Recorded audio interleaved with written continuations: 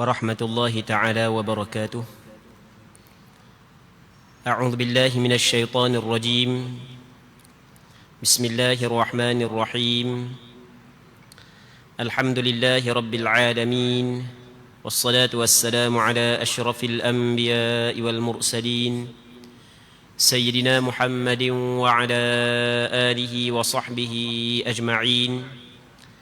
اللهم رب اشرح لي صدري ويسر لي أمري واحلل عقدة من لساني يفقه قولي، ولا حول ولا قوة إلا بالله العلي العظيم. اللهم انفعنا بما علمتنا وعلمنا ما ينفعنا وعلمنا ما جهلنا وذكرنا ما نسينا. اللهم يسر ولا تعسر، رب تمم بالخير. اللهم افتح علينا فتوح العارفين، وفقنا توفيق الصالحين. اللهم لا سهل إلا ما جعلته سهلا وأنت تجعل الحزن إذا شئت سهلا. InsyaAllah kita sambung balik pengajian kitab Bulughul Maram yang dikarang oleh Al-Imam Al-Hafiz Ahmad bin Ali bin Muhammad yang dikenali sebagai Imam Ibn Hajar Al-Asqalani. Lahir pada tahun 773 Hijrah, wafat pada tahun 852 Hijrah, rahimahullahu subhanahu wa ta'ala, wa nafa'ana Allahu bi'ulumihi fid darain amin. Katanya, bab sutratil musalli, bab pada menjelaskan sutrah bagi orang yang sembahyang. InsyaAllah pada malam ni kita akan bincang berkenaan dengan hadis-hadis yang berkait dengan sutrah bagi orang yang sembahyang. Kita orang sembahyang ada perkara, ada hukum yang berkait dengan sutrah. Benda pula sutrah. Okey, sutrah ni bahasa Arab. Sutrah ni adalah suatu benda yang kita letakkan, yang kita jadikan di hadapan kita ketika kita sembahyang. Itu yang dinamakan sebagai sutrah. Kalau kita sembahyang hadap ke tiang, maka tiang ni yang dikatakan sebagai sutrah. Kalau kita sembahyang hadap ke depan kita dinding, dinding itulah adalah sutrah. Kalau kita sembahyang kita letak meja depan ataupun kita letak beg tinggi depan, beg tinggi kita depan, tu yang dinamakan sebagai sutrah.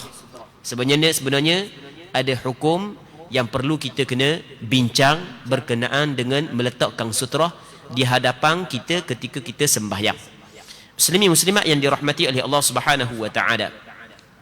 Kata dia, an Abi Juhaim bin al-Harith radhiyallahu anhu qala Rasulullah sallallahu alaihi wasallam law ya'lamul marru baina yadayil musalli ماذا عليه من الإثم لكان أن يقف 40 خيرا له من أن يمر بين يديه. متفق عليه. واللفظ للبخاري. ووقع في البزار من وجه آخر 40 خريفا. Maksudnya daripada Abu Juhaim bin Al-Harith, seorang sahabat Nabi sallallahu alaihi wasallam radhiyallahu taala anhu, katanya Rasulullah sallallahu alaihi wasallam bersabda. Benda yang Rasulullah sallallahu alaihi wasallam khabar, seandainya orang yang lalu di hadapan orang yang sedang solat mengetahui akan dosa di atas perbuatan yang telah dilakukannya, tentulah jika berdiri selama 40 akan lebih baik baginya daripada lalu di hadapan orang yang sedang solat. Hadis ini diriwayat oleh Imam Bukhari dan Muslim. Cuma lafaz hadis yang kita baca tadi adalah lafaz Imam Bukhari. Muslimin muslimat yang dirahmati oleh Allah Subhanahu wa taala. Imam Bukhari dalam kitab sahihnya, Imam Muslim dalam kitab sahihnya, dan beberapa orang ulama hadis yang lain meriwayatkan satu hadis daripada Nabi sallallahu alaihi wasallam yang mana kata Rasulullah sallallahu alaihi wasallam, andainya orang yang lalu depan orang sembahyang, dia tahu dosa besar, kalau dia lalu depan orang sedang sembahyang, maka dia berdiri dak nitah, cakap kita dak nitah, dia berdiri selama 40 waktu, lebih baik bagi dia daripada dia lalu depan. 40 benda dalam riwayat Bukhari, dalam riwayat Imam Muslim. Imam Bukhari dan Muslim meriwayat qala Abu Nadhr, seorang perawi hadis, berkata Abu Nadhr, la adri qal 40 yawman aw syahran aw sanah. Aku tak tahu Rasulullah kata 40 hari ke 40 bulan ke 40 tahun. Cuma hak yang aku ingat 40 je. Tak tahulah 40 hari ke 40 bulan ke 40 tahun. Dia lain 40 hari dengan 40 bulan. Lain daripada 40 tahun. Allah. Jadi tak apalah, kita kata kita ambil dulu zahir dulu. Kita ambil orang yang paling kecil sekali. Jadi kalau orang hak lalu depan orang semayang, dia tahu dosa besar, sebab dia melakukan perbuatan tersebut, nescaya dia berdiri 40 hari di situ lebih baik bagi dia daripada lalu di hadapan orang semayang. Allah, 40 hari ni bukan sekejap. Kalau orang kerja tu boleh sekali gaji. Bukan sekejap. Okey, itu kalau 40 hari. Dah kalau 40 bulan, kalau 40 tahun. Imam Ibn Hajar Al-Asqalani mendatangkan riwayat yang kedua, yang diriwayat oleh Imam Bazzar, yang mana dalam riwayat Imam Bazzar ada penambahan 40 kharifa, 40 tahun. Jadi dosa, besarnya dosa orang nitah depan orang mayang, kalau dia tahu, lebih baik dia berdiri 40 tahun situ daripada dia nitah depan orang semayang. Allahu Rabbi. Nak ayat besarnya dosa orang nitah depan orang mayang. Muslimin muslimat yang dirahmati oleh Allah Subhanahu wa taala. Jadi nanti kita baca lagi, kita baca 2 hadis lagi, lepas tu nanti kita akan ataupun kita baca 3 hadis lagi, lepas tu nanti kita akan hurah. Seterusnya katanya, wa an Aisyah radhiyallahu anha qalat su'ila Rasulullah sallallahu alaihi wasallam fi ghazwati Tabuk an sutratil musalli faqal mithlu muakhiratir rahl, akhrajahu Muslim.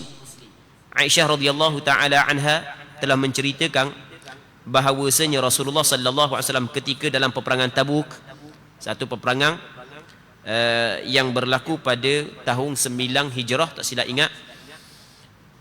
Baik, peperangan yang besar lah di zaman Nabi sallallahu alaihi wasallam, yang mana dalam peperangan Tabuk ada orang tanya Rasulullah tentang sutrah orang yang sembahyang. Orang tanya Rasulullah berkenaan dengan sutrah orang sembahyang. Maka baginda sallallahu alaihi wasallam menjawab, cukup dengan sesuatu seperti sandaran belakang pelana unta. Jadi dia unta tu dia ada pelana, lepas tu dia ada pak nyanda. Dia ada pak nyanda belakang, dak tinggi mana pak nyanda tu.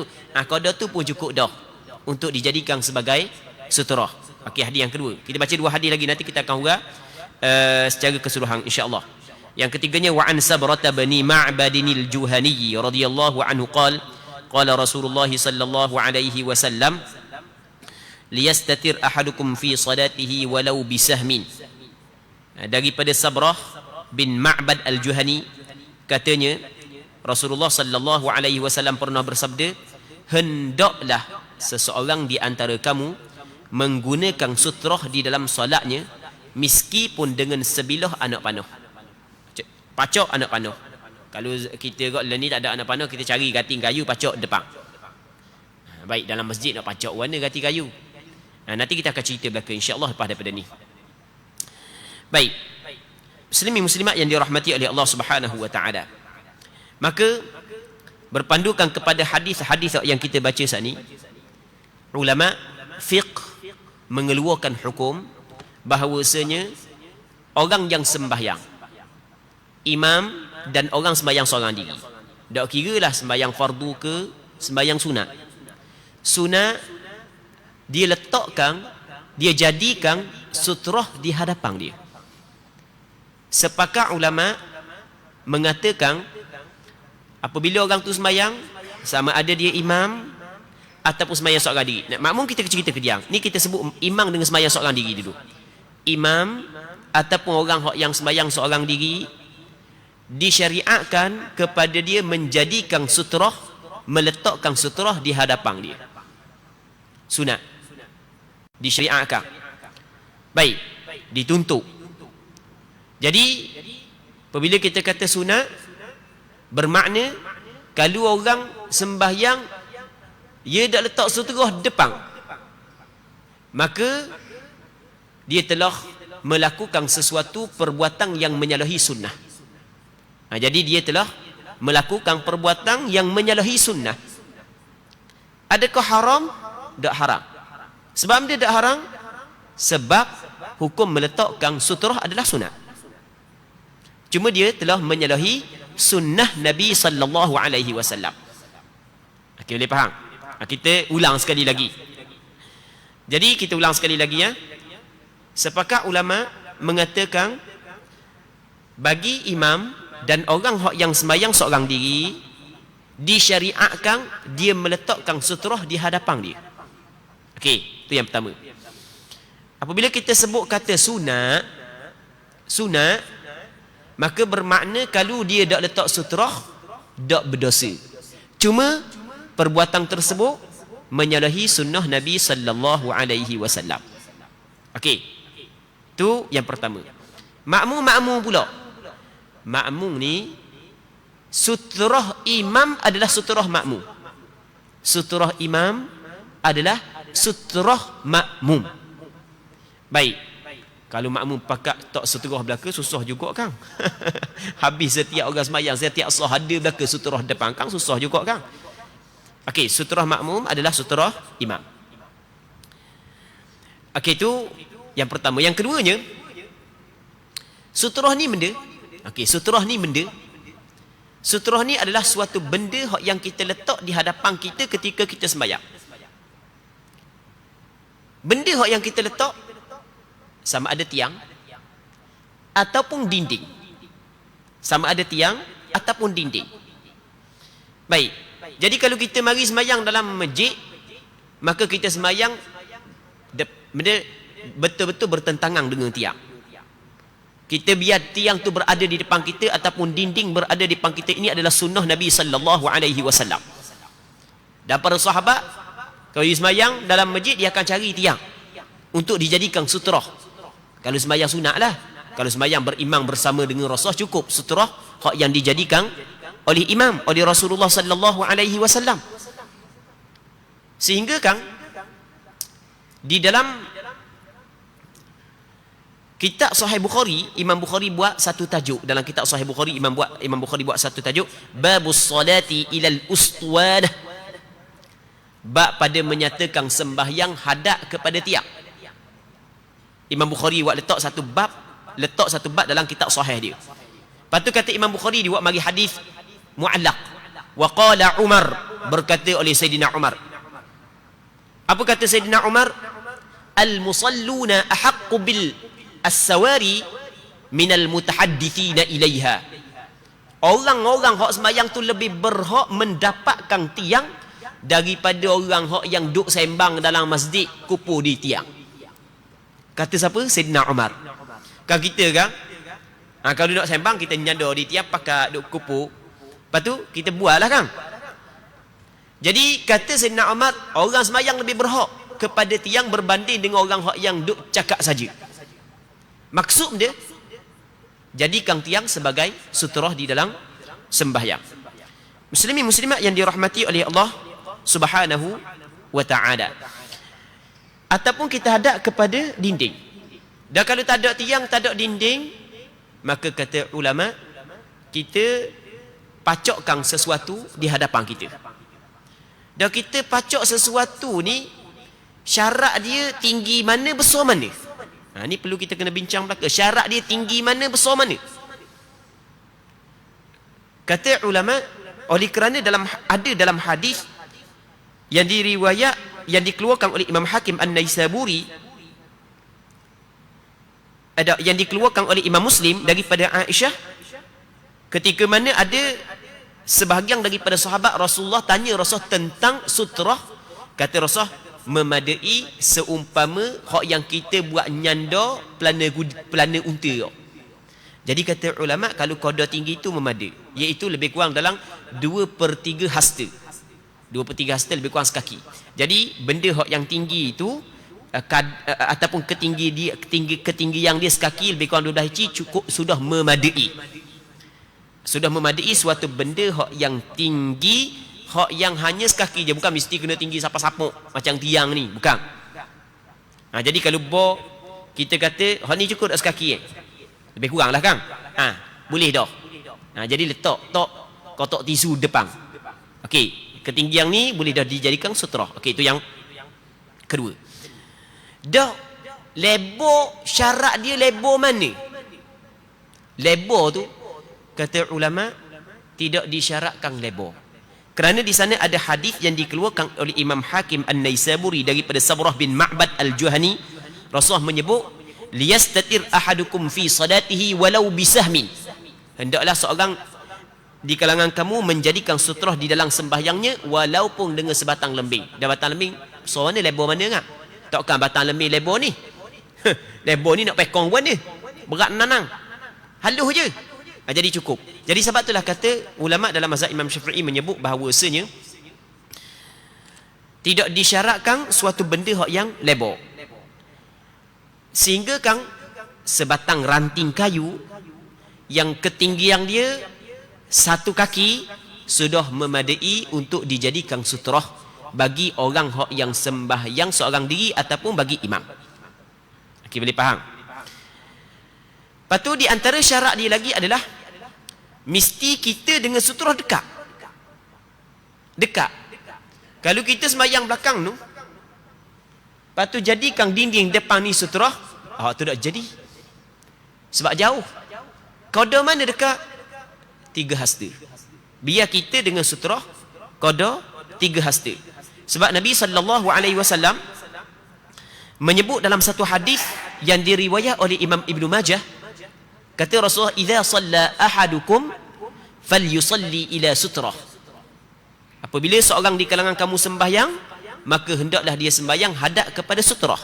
Wal yadnu minha. Patut dia mesti kena dekatkan dirinya dengan sutrah tersebut. Jangan jauh. Jadi kalau jauh, maka tidak memadai. Mesti di antara kita dengan sutrah mesti kena dekat. Muslimin muslimat yang dirahmati oleh Allah Subhanahu wa taala. Ketika mana kita sembahyang, lepas tu kita letak sutrah depan. Okey, kita letak sutrah depan. Kita sembahyang, kita letak sutrah depan. Yang mana jarak di antara kita dengan sutrah dekat, tak jauh. Maka dia akan tubik hukum orang lain pula. Benda hukum orang lain. Yang pertama sekali, sepakat ulama mengatakan haram orang lain lalu di antara orang sembahyang dengan sutrah. Lalu tengah tu haram, sepakat ulama. Cuma di sana ada pandangan Imamul Haramain, begitu juga Imam Ghazali mengatakan makruh. Tapi pandangan tersebut bukan pandangan hak yang betul. Pandangan hak yang betulnya adalah hukum dia adalah haram. Dalilnya hadis hak yang diriwayat oleh Imam Bukhari dan Muslim tadi. Kalau sekiranya orang hak lalu di hadapan sembahyang tahu dosa hak yang cukup teruk kepada dia, maka lebih baik dia duduk berdiri 40 tahun daripada dia lalu depan orang sembahyang. Okey. Jadi kata ulama, kalau sekiranya apabila seorang yang sembahyang saat ni letak dah sutrah, letak dah sutrah di hadapan dia, maka orang lain harang lalu di antara dia dan sutrah. Tak boleh lalu tengah tu. Okey, sepakat ulama. Yang pertama, hukum dia adalah haram. Yang keduanya, sepakat ulama mengatakan boleh lalu di hadapan sutrah. Maksud di hadapan luar. Okey, ni sutrah. Ni kita orang sembahyang. Sini haram. Tapi lalu kat depan tu tak ada masalah. Sepakat ulama mengatakan hukum dia adalah dibolehkan. Okey, jelas. Muslimin muslimat yang dirahmati oleh Allah Subhanahu wa taala. Adapun kalau orang tu dak letak sutrah, dia sembahyang, dia dak letak sutrah. Baik. Apakah hukum lalu depan dia? Di sini ada perbincangan di kalangan ulama. Kalau lalu melebihi daripada kawasan yang perlu ataupun kawasan yang diambil untuk sujud, lebih daripada kawasan tu. Contoh kita kan, okay, kita ada garisan pertama, garisan kedua. Jadi kalau kita sembahyang situ, kita sujud tak lebih daripada garisan ni. Jadi orang lalu melebihi atas daripada garisan ni. Okey, boleh faham kan? Kan kita ada satu garisan, dua garisan. Okey, ni imam. Itu garisan pertama, lepas tu garisan selepas daripada imam tu kan. Jadi kalau kita semayang situ, jadi kalau kita sujud tak lebih pun daripada garisan ni. Jadi kawasan kita sujud di antara garisan tu dan garisan ni, celah tu je kita gunakan kawasan kan.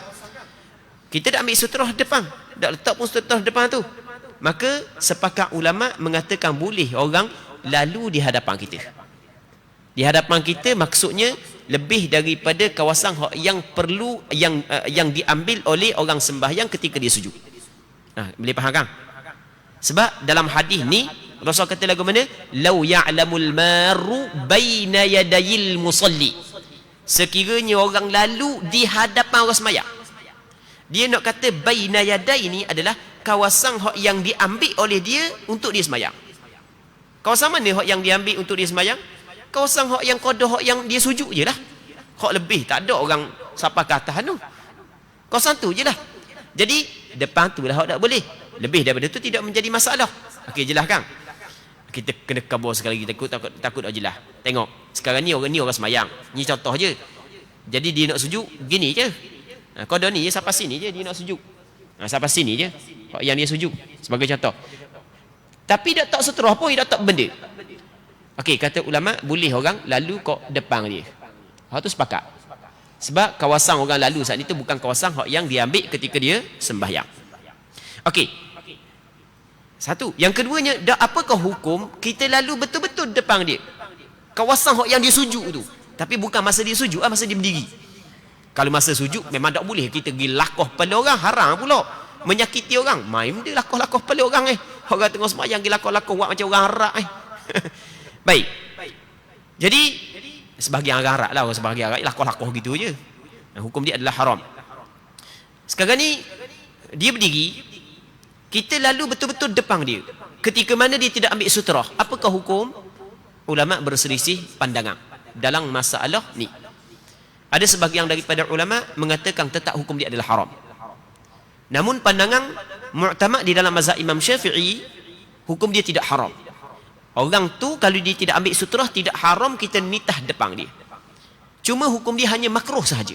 Sebaik-baiknya jangan nitah. Tapi kalau nitah tak dosa. Okey, itu mengikut pandangan mazhab Imam Syafi'i. Kerana dia tidak mengambil sutrah. Muslimin muslimat yang dirahmati oleh Allah Subhanahu wa taala. Okey, itu hukum berkait dengan sutrah dan nitah depan orang sembahyang. Nitah depan orang sembahyang. Cuma kadang-kadang ada juga hukum boleh kita nitah depan orang sembahyang walaupun dia letak sutrah depan. Boleh. Ketika mana? Ketika orang sembahyang tu melakukan kecuaian. Dia pergi sembahyang depan muka pintu. Memang tempat orang pergi lalu mari, pergi mari. Sedangkan tempat lain masih lagi banyak. Maka berlaku kecuaian. Jadi orang hok sembahyang tu cuat. Jadi kata ulama tak ada masalah. Lalu depan dia nak warna mungkin sembahyang depan muka pintu. Tempat lain berlambok lagi apa sembahyang situ. Sengeleng ke sembahyang situ. Okey, tu kecuaian daripada dia. Okey, tak ada masalah. Kita lalu depan dia. Sama juga apabila kita tengok sah depan ada ruang yang kosong. Ada ruang kosong. Hak orang hak belakang tu pakak. Duk mu tengok aku tengok mu. Jenis orang kita kan setengah kita, bukan semua setengah orang kita. Setengah kita ni kalau ada ruang kosong sah depan tu, mu tengok aku tengok mu. Masing-masing harap orang lain sempurnakan sah. Jadi kalau hak baik sikit, dia tolak orang lain suruh pergi. Hak tu hak baik sikit. Kalau hak baik banyak tu dia pergi diri lah. Kita rakyat hak baik sikit, dia tolak orang lain suruh pergi. Baik sikit. Kalau hak baik banyak tu, dia kena pergi diri. Tu hak baik banyak. Sebab benda berkata kalau pergi diri tu baik banyak. Kerana sah depan ada ganjaran hak yang besar. Sebab tu kata Nabi sallallahu alaihi wasallam, kalau sekiranya mereka itu tahu apa ganjaran yang ada pada saf yang pertama, maka nescaya mereka itu akan mengundi untuk dapat saf pertama. Ada kelebihan. Saf pertama, hak tu hak baik banyak. Kalau hak baik sikit, dia tolak orang depan. Dia tolak orang suruh pergi saf depan. Apa berkata baik sikit? Sebab perbuatan tu makruh. Dia kita ni kalau ada kosong depan, dia makruh kita tolak orang. Kita kena pergi sendiri. Tu banyak orang kita buat tau. Dia biasa tak tolak sama-sama dia. Dia tolak budak-budak sikit tau. Kita tolak depan. Hukum dia makruh. Maksud dia makruh. Perkara tersebut dilarang oleh agama. Tapi larangan tersebut bukanlah larangan yang menyebabkan berdosa. Itu makna makruh. Benda tu dilarang oleh agama. Dan apa pula makruh? Sebab benda hak yang baik. Hal ibadat ni apa? Kita mendahului orang. Kita kena dahulu diri kita dalam hal ibadat. Kan kita beribadat saat ni tu kan? Apa kita mengutamakan orang lain? Dalam hal ibadat, mesti kita kena utamakan diri kita. Sebab itulah dalam kaedah fiqh menyebut al-itharu bil qurabi makruhun. Kita mengutamakan orang lain dalam hal perkara yang ibadat, yang dapat kita mendekatkan diri kepada Allah, hukum dia makruh. Ia dalam bab dunia lain. Kalau bab dunia kita kena utamakan orang. Itu dalam bab dunia. Kalau bab dunia kita kena utamakan orang. Jadi kalau kita ada sebagai contohlah, ada dana daripada pihak kerajaan sebagai contoh. Jadi kalau kita ambil orang lain tak boleh. Kalau orang lain ambil kita tak boleh. Biarwi ke orang lain. Tu hak yang paling comel dalam hal dunia. Baik, tapi dalam hal agama mesti kita kena mendahului diri kita, tidak boleh kita mendahului orang lain. Sebab mengatakan ni soh depan kosong. Baik. Jadi tiba-tiba ada orang soh kedua saat ni tu, dia tolak orang lain pergi masuk depan. Okey, tu baik sikit. Hak baik banyak, dialah hak yang menyempurnakan soh kosong. Tapi kita bukan nak cara bab tu, kita nak cara bab lain. Bab dia sekarang ni soh pertama kosong. Hak soh kedua tu mung tengok aku tengok mung. Tak ada seorang pun nak pergi penuh. Mung tengok aku tengok mung. Hak yang baik banyak pun tak ada, hak yang baik sikit pun tak ada. Maka kata ulama, oleh kerana orang hak yang soh kedua saat ni tu telah melakukan suatu kesilapan, suatu kesalahan, kecuaian, maka dibolehkan orang hak yang suku sakat tu mari lalu depan dia, jalan wadok je pergi penuh soh depan. Sebab orang hak soh kedua saat itu telah melakukan satu kecuaian. Okey, boleh faham kan? Jadi kita kabur sekali lagi. Soh pertama ada ruang kosong. Sepatutnya orang hak yang soh kedua tu jakoh masuk depan untuk memenuhkan soh depan. Walaupun dalam semayang. Ni bukan mesti luar semayang, dalam semayang pun sunat. Okey, tiba-tiba pakak mung agak ke aku agak ke mung. Pakak malah nak jakoh belaka. Pakak malah nak jakoh belaka. Kita pun mari tengok, wah, soh depan kosong. Tak apa, kita boleh nitah depan orang semayang. Tak ada masalah. Nitah pergi penuh soh depan. Tak ada masalah. Sebab dia, sebab orang yang berada pada soh yang kedua telah melakukan satu kesilapan, satu kecuaian. Dengan kecuaian tersebut terangkat dosa daripada kita lalu depan dia. Okey, boleh faham? Muslimin muslimat yang dirahmati oleh Allah Subhanahu wa taala, akan sedap dengar kalau orang tahu hukum tu kan. Akan sedap dengar kan. Baik, ada sebahagian daripada ulama mengecualikan hukum haram lalu depan semayang di Masjidil Haram. Di Masjidil Haram tak apa, ada sebahagian ulama, tapi ini bukan pandangan majoriti. Ini bukan pandangan majoriti, ini pandangan segelintir. Kalau misalnya di Masjidil Haram tak ada masalah, dibolehkan. Jadi hak yang kata tak boleh itu selain daripada Masjidil Haram, adapun Masjidil Haram maka dimaafkan. Allah Rabbi. Baik. Hari tu penuh, hamba pergi buat umrah sekali. Nak cerita sikit, penuh lah. Hamba pergi buat umrah. Lepas tu jadi kita baca Quran di kawasan hak yang pembinaan Daulah Uthmaniyah dulu, hak yang ada warna kuning, hak bata. Tapi lah ni dirombak buat baru pula dah kan. Dulu masa hamba pergi tu dalam tahun 2010 hamba pergi. Lepas tu kita pun baca Quran pun semua sekali. Tiba-tiba ada orang Arab daripada Algeria, Jazair. Dia pun lalu jalan dalam Masjidil Haram. Apabila lalu, tengah ada orang tu semayang. Masa tu orang tak semayang, semayang sunat. Tiba-tiba lalu depan kawan ni pun skak. Dia skak dia pergi lakoh terus.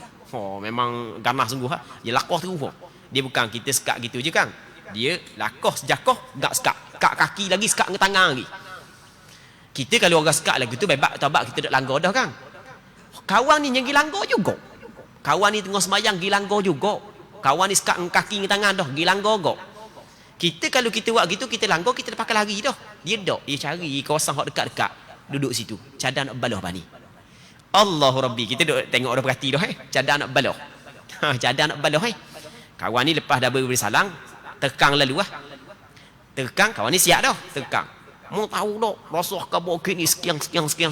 Oh, baloh, mesti bangun. Hak kawan ni mu tahu dah ada pengecualian dalam Masjidil Haram pula dah. Tambah lah tumbah duk baloh. Hamba pun kata, mu kalau mu buat lagu ni dak sudah. Mu ada pandangan mu, hak ni ada pandangan mu. Jadi sekarang ni mu duk balas apa ke mu menyakiti orang lain. Mu duk tengok ni ada benda hak yang lain lagi, hak yang dosa mu dak sedar ni kata. Cukup lah, senyap dia. Baik. Jadi kita nak khabar memang adalah, betul lah ada pandangan yang mengatakan bahawasanya dikecualikan di dalam Masjidil Haram. Tapi pandangan tersebut bukanlah pandangan majoriti ulama. Pandangan tersebut bukanlah pandangan majoriti ulama. Pandangan majoriti ulama fiqh, nitah depan orang semayang sama ada di Masjidil Haram ataupun masjid yang selain daripada Masjidil Haram, hukum dia adalah haram kalau sekiranya tidak ada keuzuran yang diizinkan oleh syarak ataupun tidak ada keuzuran syar'i. Muslimin muslimat yang dirahmati oleh Allah Subhanahu wa taala. Seterusnya bab lain pula, bab keldai wanita dan anjing hitam yang lalu di hadapan orang sedang solat. Keldai kita tahulah, keldai benda himar itulah keldai. Tempat kita tak ada. Kalau nak tengok ni warna bentuk keldai tu, buka tu lah, Google. Dak pandai suruh cucu buka. Balik rumah kalau hak tua-tua tu khabar ke cucu, tolong kau buka ke toki nak tengok keldai warna. Buka. Boleh tengok dah lah ni. Keldai macam kuda lah. Dia macam kuda padi, cek je keldai. Baik.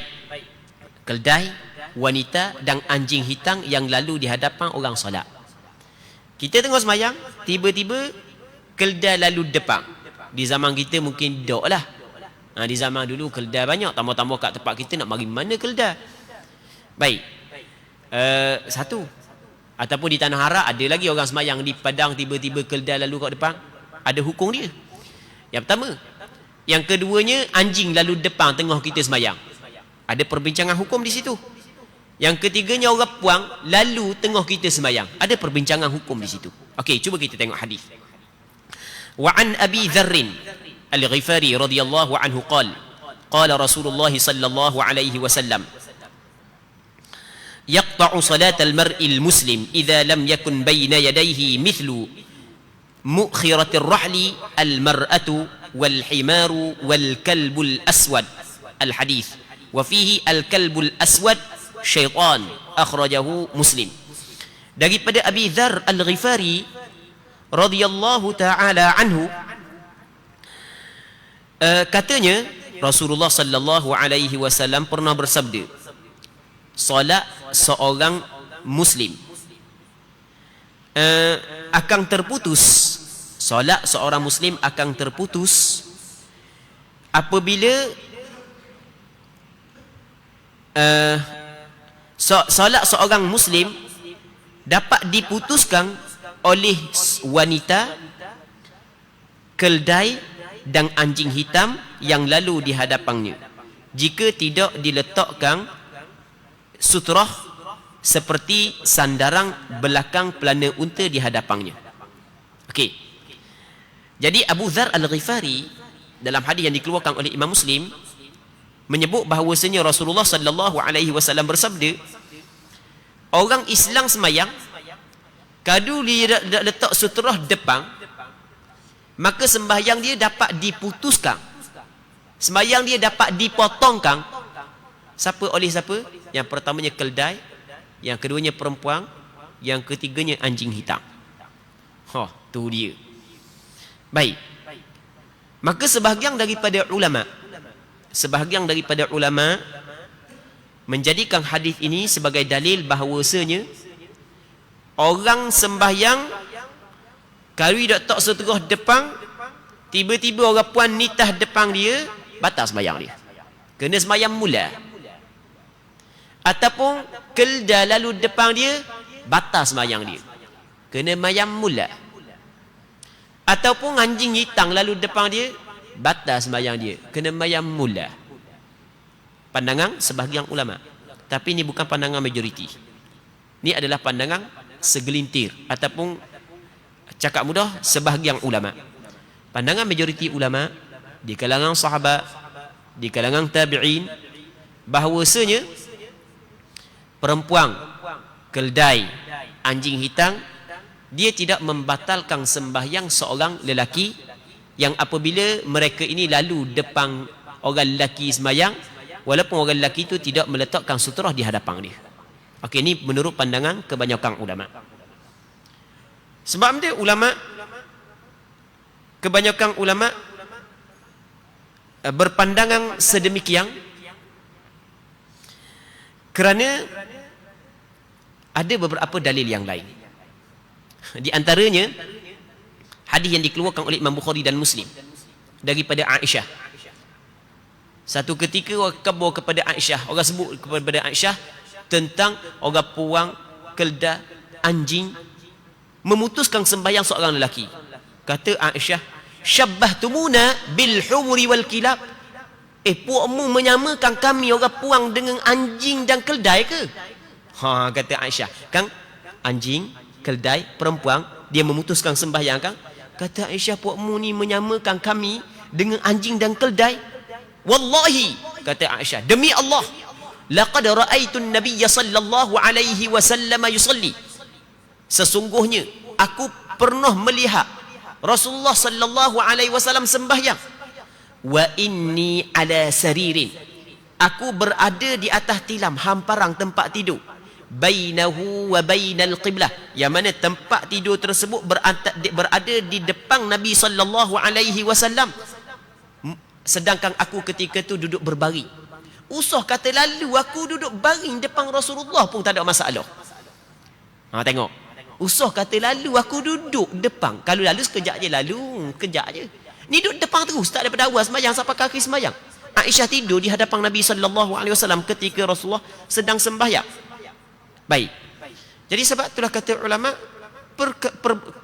perkara tersebut ia tidak membatalkan sembahyang. Itu menurut pandangan majoriti ulama. Dan hadis ni nak tak mana?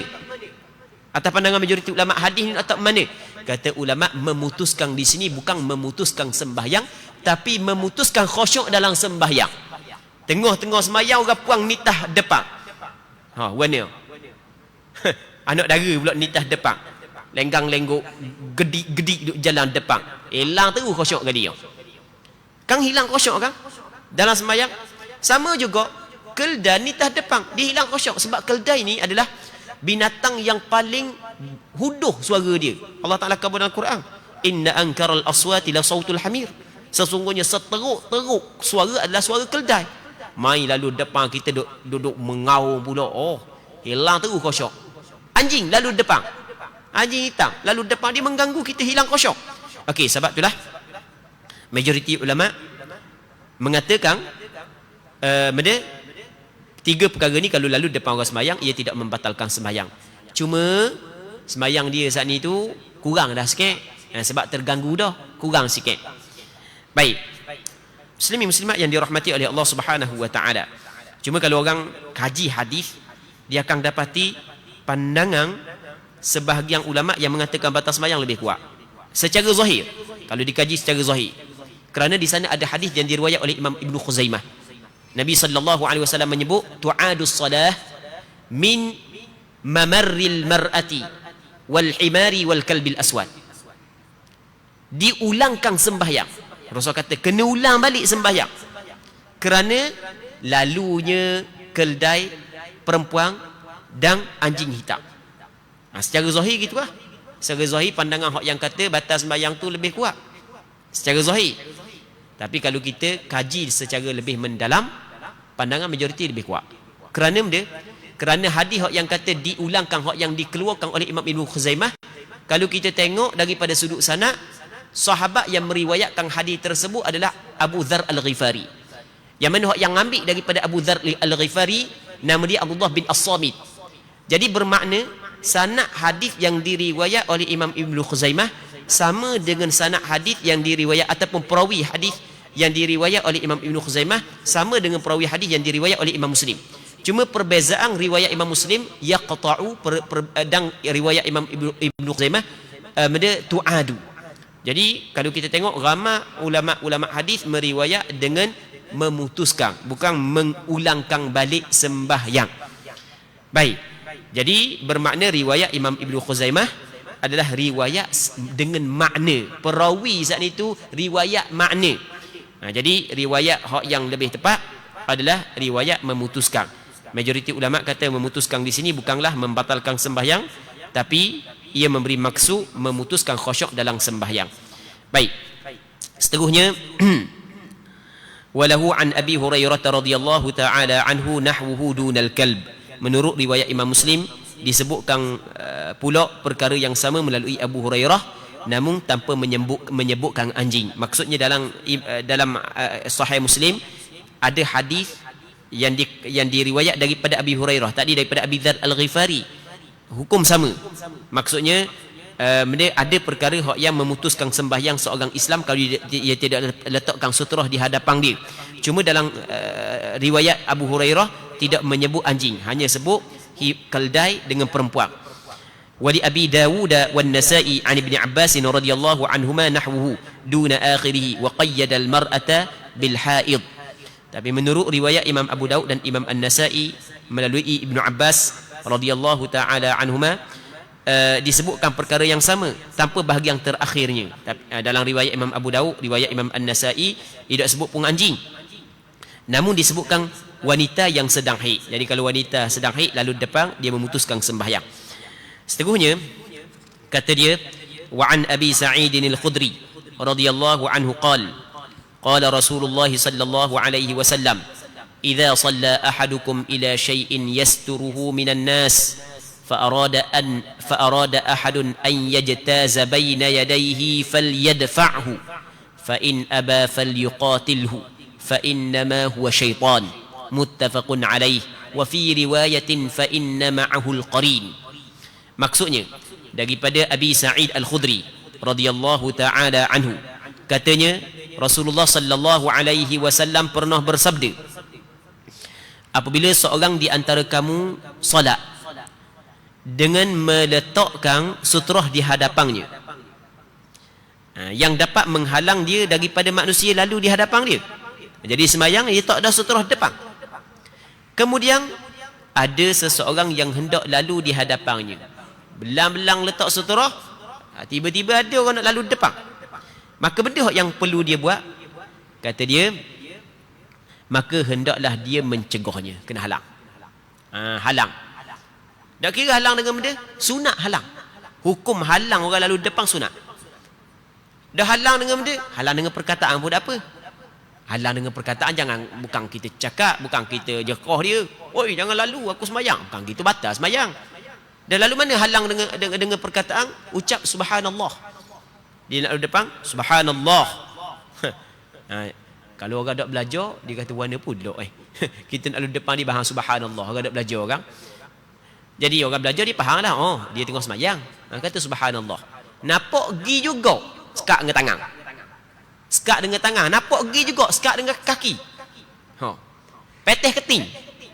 Hak yang kita kata petih keting ni bukan mereka-reka cerita. Nanti kita tengok perkataan Rasulullah. Ni kata Rasulullah.